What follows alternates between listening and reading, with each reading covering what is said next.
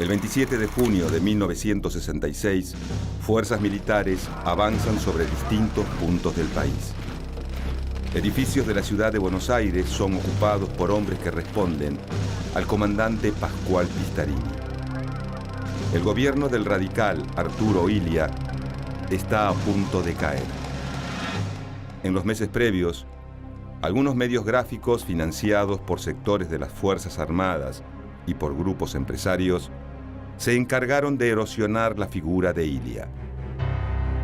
Proponían un cambio total en la política e impulsaban la candidatura del teniente general Juan Carlos Onganía como el único hombre capaz de lograrlo. El golpe de Estado parece inminente. Sin embargo, al llegar la noche, el presidente Illia se niega a dejar su cargo. En un último intento por defender la democracia, destituye al comandante Pistarini. Pero los militares no obedecen la orden y continúan avanzando. En las primeras horas del 28 de junio, las Fuerzas Armadas toman el poder. Illia es desalojado de la Casa Rosada. La campaña iniciada por importantes sectores de la prensa resulta efectiva. Calificado como débil, lento y timorato, el presidente debe abandonar su cargo. Onganía, en cambio, es definido como un líder capaz de unificar a la nación. Algunos medios gráficos fueron un factor clave en esta nueva irrupción de los militares en la política.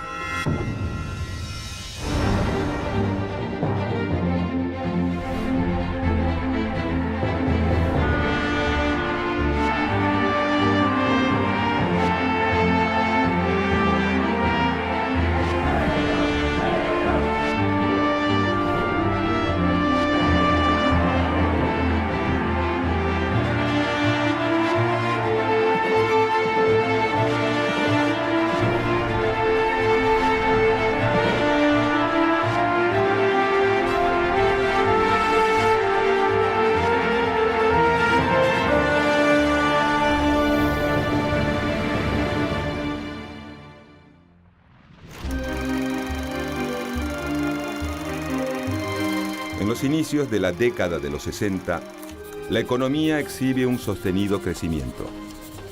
El proceso de industrialización iniciado durante el peronismo sigue en expansión durante el gobierno desarrollista de Arturo Frondizi.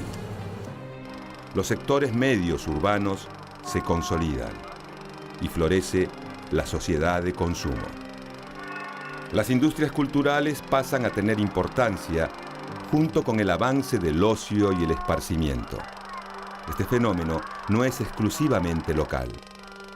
En otras partes del mundo, la publicidad y los medios de comunicación alcanzan un lugar de preponderancia. Estos imponen la idea de una modernidad que los sectores medios argentinos verán sumamente atractiva.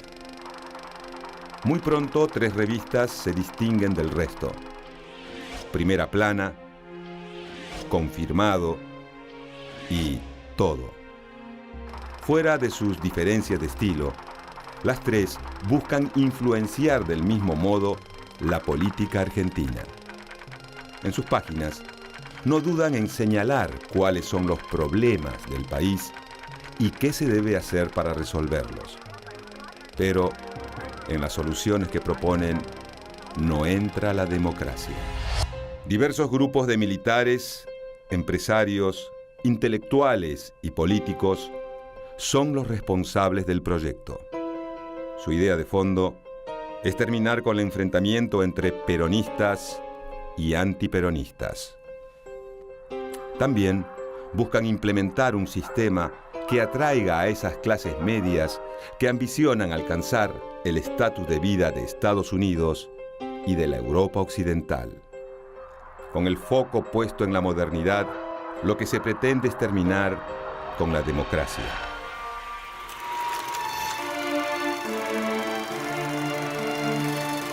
Gracias a las políticas desarrollistas impulsadas por Frondizi desde 1958, el capital norteamericano ejerce una fuerte influencia en el sector industrial argentino.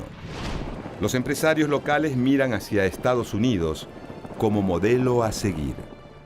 Durante la década de los 60, se conforma una burocracia técnica formada por profesionales educados en universidades privadas o a partir de becas de posgrado en el extranjero. Esto se produce en el contexto de la Guerra Fría, que enfrenta a los Estados Unidos con la Unión Soviética. Por ello, para la nación capitalista, es imprescindible ganar peso en los grupos profesionales del Cono Sur. Poco a poco, desde distintos sectores de Argentina, se empieza a mirar con simpatía el modelo norteamericano. Se trata de estratos medios y acomodados que no participan de la militancia partidaria, pero se interesan por la política desde los medios de comunicación. Para ellos, se debe producir un cambio rotundo a nivel político, económico y social que dé nacimiento a una nueva Argentina. Una nación capitalista que privilegie las inversiones extranjeras. Esa idea no solo cala en la mente de sectores profesionales, sino que también seduce a muchos militares. A principios de la década de los 60, los militares se encuentran divididos. Dos facciones se mantienen en pugna, azules y colorados. Los azules pretenden alejar a las Fuerzas Armadas de la lucha política. Temen que las discusiones desgarren al ejército y esto permita la infiltración de su enemigo más peligroso, el comunismo.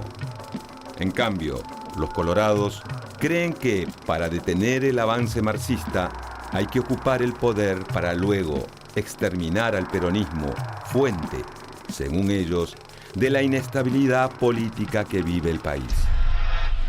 Dentro de la facción azul, se destaca el liderazgo del teniente general Juan Carlos Onganía. Entrenado en la denominada Escuela de las Américas para luchar contra el comunismo, Onganía se exhibe como el único que puede evitar la desintegración del ejército. En poco tiempo, su figura trascenderá el ámbito militar.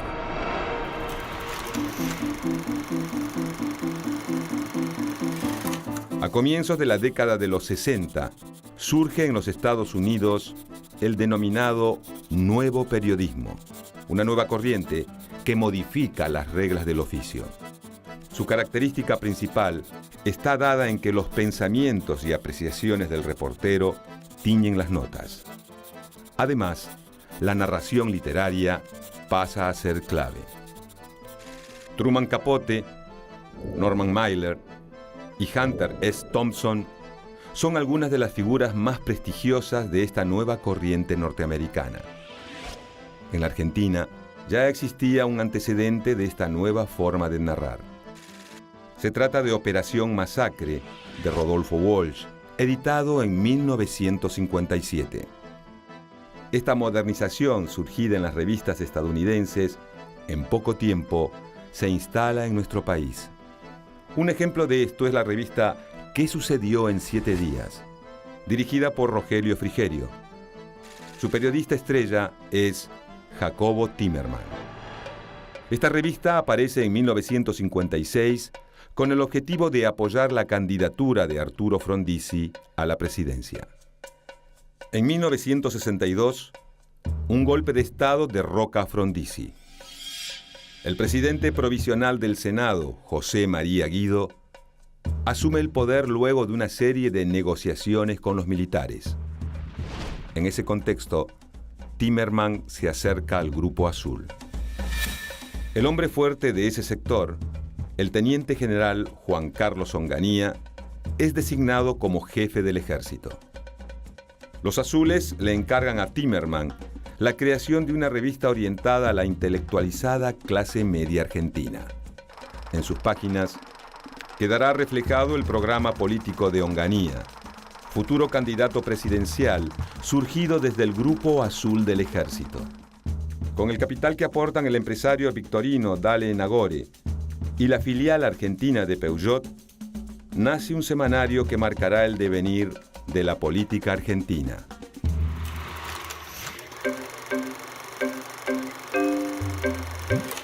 El 13 de noviembre de 1962 sale a la calle Primera Plana. Timerman busca adaptar el estilo de las revistas estadounidenses Time y Newsweek. El staff está compuesto por una serie de jóvenes periodistas, entre los que se encuentran Tomás Eloy Martínez, Ramiro de Casas Bellas, Ernesto Shaw y Hugo Gambini. Primera Plana tiene una pauta para delinear sus contenidos. Las notas sobre economía se escriben desde una perspectiva de derecha. Las de política se posicionan en el centro. Y las de cultura son abordadas desde un pensamiento de izquierda. Dirigida a un público de clase media y alta profesional, en sus páginas conviven temas de la vida política y cultural universitaria, el cine europeo, los cambios en las conductas sexuales, pero también artículos que enaltecen la figura de Juan Carlos Onganía. El jefe del ejército es presentado como el líder que puede llevar a la Argentina hacia su destino de modernidad. Pese a ello, Onganía no consigue apoyo para su candidatura presidencial. El 7 de julio de 1963 se llevan a cabo las elecciones. Con el peronismo proscripto, el voto en blanco es masivo. La victoria recae en la fórmula Arturo Illia Carlos Perete, de la Unión Cívica Radical del Pueblo.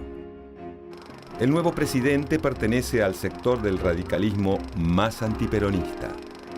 No obstante, defiende la idea de un Estado fuerte y se niega a la apertura de capitales extranjeros que se busca implantar desde distintos sectores económicos y militares. Desde el primer momento, la revista Primera Plana se muestra opositora a la nueva gestión. Se comienza a instalar la imagen de Illia como una figura pueblerina excesivamente lenta. Para materializar esta idea, la revista utiliza el humor gráfico. Las caricaturas de Flax, seudónimo de Lino Palacio, representan al mandatario como un anciano encorvado, lento e inútil.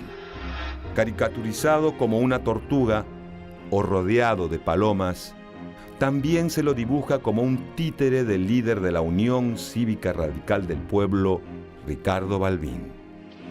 Además, Primera Plana instala la idea de que el presidente desconoce los males que aquejan al país. En el número 156 se lee: ya se sabe, para Illia no pasa nada grave en la Argentina. Apenas unas escaramuzas entre agitadores y la mejor manera de demostrarlo es ausentarse, viajar plácidamente. El ataque a la figura presidencial ayuda al plan del grupo de militares, empresarios y políticos que buscan llegar al poder. Para Primera Plana, solo las Fuerzas Armadas pueden salvar al país de la catástrofe.